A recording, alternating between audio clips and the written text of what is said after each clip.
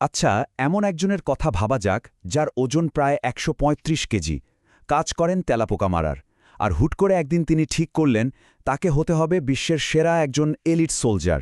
না না, এটা কোনো সিনেমার গল্প নয়, এটা ডেভিড গগিন্সের জীবনের অবিশ্বাস্য এক বাস্তবতার শুরু। মানে একদিকে দেখুন জীবনের প্রতি পুরোপুরি হতাশ একজন মানুষ, আর অন্যদিকে সেই একই ব্যক্তি যাকে আজ লোকে চেনে পৃথিবীর সবচেয়ে কঠিন মানুষ হিসাবে। এই যে অবিশ্বাস্য একটা পরিবর্তন, এটা কিভাবে সম্ভব হলো? তো এই প্রশ্নটার উত্তরই আমরা আজ খুঁজব। চলুন তাহলে জেনে নেওয়া যাক কোন মানসিকতার জোরে এই অসম্ভবকে সম্ভব করা হয়েছিল। গল্পটা শুরু হচ্ছে তখন যখন গগিন্সের ওজন প্রায় ১৩৫ কেজি, আর তিনি রাতের বেলা পেস্ট কন্ট্রোলের কাজ করেন। জীবনের একেবারে তলানিতে বলা চলে। ঠিক এমনই এক সময়ে টিভিতে নেভি সিলের একটা ট্রেনিং প্রোগ্রাম দেখে ব্যাস মাথায় ঢুকে গেল যে তাকেও একজন নেভি সিল হতে হবে। কিন্তু তার সামনে প্রথম আর সবচেয়ে বড় যে চ্যালেঞ্জটা ছিল সেটা হলো এটা।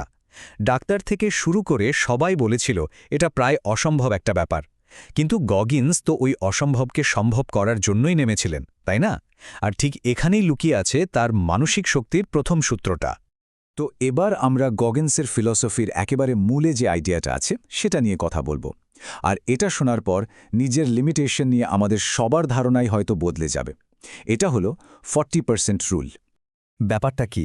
সোজা কথায়, যখন আমাদের মন বলে আর পারছি না, এখানেই শেষ, যখন শরীর আর চলতে চায় না, গগিন্স বলছেন ঠিক সেই মুহূর্তে আমরা আমাদের শরীরের আসল ক্ষমতার মাত্র 40% ব্যবহার করেছি।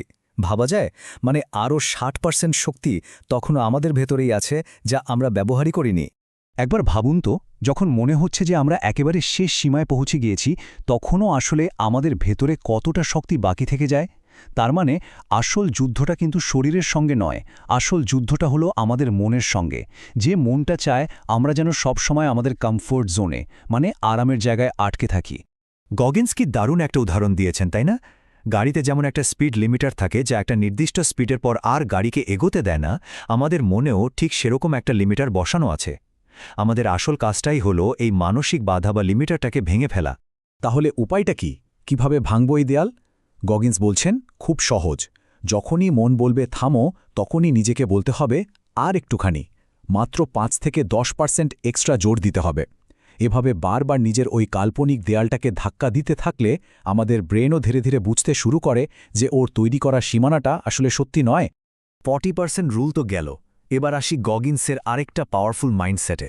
এটা হলো জীবনের সমস্ত নেগেটিভ জিনিস, মানে কষ্ট, অপমান, ব্যর্থতা, এই সব কিছুকে নিজের সবচেয়ে বড় শক্তিতে বদলে ফেলার কৌশল।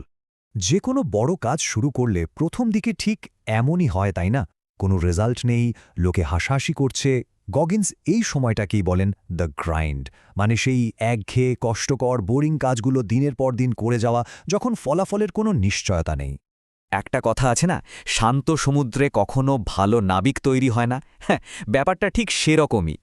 আরামের জীবন কখনো শক্তিশালী চরিত্র তৈরি করে না। এই কষ্টটাকেই, এই গ্রাইন্ডটাকেই যখন কেউ আপন করে নিতে পারে, তখন তাকে আর কোনো কিছুই থামাতে পারে না। দেখুন, গগিন্স বলছেন অতীতের সমস্ত কষ্ট, যন্ত্রণা, এগুলো আসলে দুর্বলতা নয়, এগুলোই হলো ভবিষ্যতের জন্য সবচেয়ে বড় জ্বালানি। মানে নিজের অতীতকে একটা পাওয়ার প্ল্যান্ট বানিয়ে ফেলা, যা আপনাকে সারা জীবন শক্তি যোগাবে। তো কিভাবে করবেন এটা? ধরুন কেউ অপমান করল, সেই রাগটাকে ফেলে দেবেন না, ওটাকে জমিয়ে রাখুন মোটিভেশন হিসাবে। যখনই কাজ করতে আলসেমি লাগবে, ঠিক তখনই ওই অপমানটার কথা ভাবুন, দেখুন কেমন জেদ চলে আসে। জীবনের ব্যর্থতা, কষ্ট, অভাব, এইগুলোকেই নিজের অ্যাসেট বা সম্পদ বানিয়ে ফেলতে হবে। ওকে, তো আমরা দুটো বড় আইডিয়া পেলাম। এবার আসি গগিন্সের স্ট্র্যাটেজিতে, মানে তিনি কিভাবে এত বড় বড় চ্যালেঞ্জ সামলাতেন। এর পেছনে দুটো মূল কৌশল কাজ করেছে। একটা হলো চরম ডিসিপ্লিন, আর অন্যটা হলো বড় লক্ষ্যকে ছোট ছোট ভাগে ভেঙে ফেলা। গগিন্সের ডিসিপ্লিনের ধারণাটা কিন্তু আমাদের সাধারণ ধারণার থেকে একটু অন্যরকম। তার কাছে ডিসিপ্লিন মানে হলো নিজের ভুলের জন্য নিজেকেই শাস্তি দেওয়া। যেমন ধরুন তার টার্গেট ছিল 10 কিলোমিটার দৌড়ানোর, কিন্তু তিনি কোনো কারণে দেরি করে ফেলেন। তাহলে তিনি নিজেকে শাস্তি হিসেবে 15 কিলোমিটার দৌড় করাতেন, মানে নিজের উপর আরও বেশি কঠোর হওয়া। আর যখন লক্ষ্যটা একটা বিশাল পাহাড়ের মতো বড় মনে হয়, তখন কি করতে হবে? গগিন্সের কৌশল হলো চূড়ার দিকে তাকানোই বন্ধ করে দাও। ফোকাস করতে হবে শুধু পরের স্টেপটার ওপর। যখন তার শরীর আর চলত না, তিনি নিজেকে বলতেন জাস্ট আর একটা মাইল, ব্যাস এইভাবেই ছোট ছোট স্টেপ নিতে নিতেই তিনি বিশাল পথ পার করেছেন। আর এটাই হলো সেই 1% বেটার হওয়ার ম্যাজিক। প্রতিদিনের এই 1% করে উন্নতি হয়তো আজকে কিছুই মনে হবে না, কিন্তু বছর শেষে এটা একটা বিশাল পরিবর্তন এনে দেয়। অনেকটা চক্রবৃদ্ধির সুদের মতো, তাই না? তো ডেভিড গগিন্সের জীবন আর দর্শন থেকে তো আমরা অনেক কিছু শিখলাম, কিন্তু আসল কথাটা হলো এই আইডিয়াগুলো আমাদের নিজেদের জীবনে কিভাবে কাজে লাগতে পারে। 60%। এই সংখ্যাটা শুধু মনে করিয়ে দেওয়ার জন্য যে আমাদের প্রত্যেকের ভেতরে ঠিক এতটা শক্তি এখনও ঘুমিয়ে আছে, যা হয়তো আমরা কখনো ব্যবহার করার চেষ্টাই করিনি। গগিন্সের জন্য যেমন ছিল হেলউইক, আমাদের সবার জীবনেও কিন্তু নিজেদের একটা করে হেলউইক আছে। সেটা হতে পারে আর্থিক সমস্যা, কেরিয়ারের চিন্তা বা নিজের ভেতরের কোনো মানসিক লড়াই। গগিন্সের মেসেজটা খুব পরিষ্কার, এই পরিস্থিতিটা বদলানোর ক্ষমতাটা কিন্তু আমাদের নিজেদের হাতেই রয়েছে। তাহলে এই আলোচনা শেষ করার আগে একটাই প্রশ্ন রেখে যাওয়া যাক। যখন পরের বার মন বলবে আর সম্ভব না, তখন কি আমরা ওই 40%এই থেমে যাব, নাকি ভেতরের বাকি 60%-এর খোঁজে আর একটুখানি এগোনোর চেষ্টা করব? সিদ্ধান্তটা কিন্তু যার যার নিজের।